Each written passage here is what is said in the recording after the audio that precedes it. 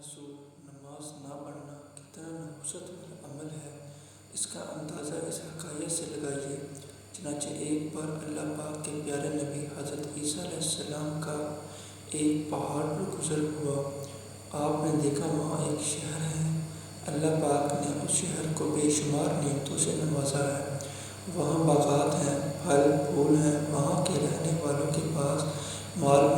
مویشی بھی ہیں، اور سب اللہ پاک کی اطاعت و عبادات کرتے ہوئے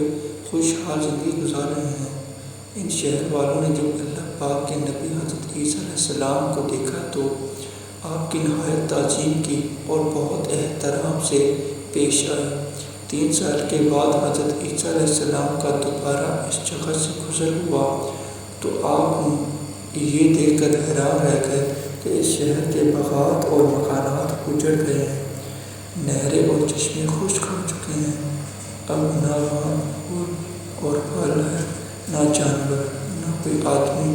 وہاں رہتا ہے۔ ایسے خوشحال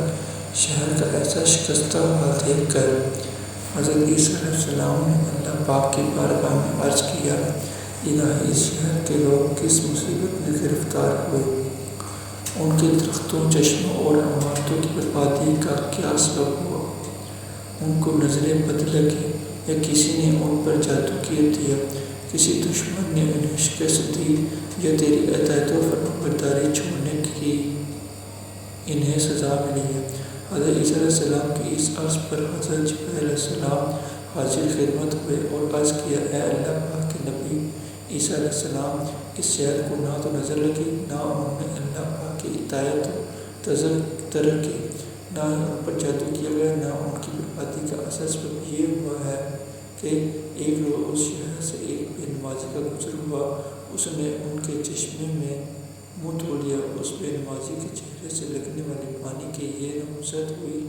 کہ ان کے چشمے سوکھ گئے، ان کے باغات ویران ہو گئے اور یہ شہر اجڑ گیا۔ پھر حضرت جبرائیل علیہ السلام نے عرض کیا، اے عیسیٰ علیہ السلام،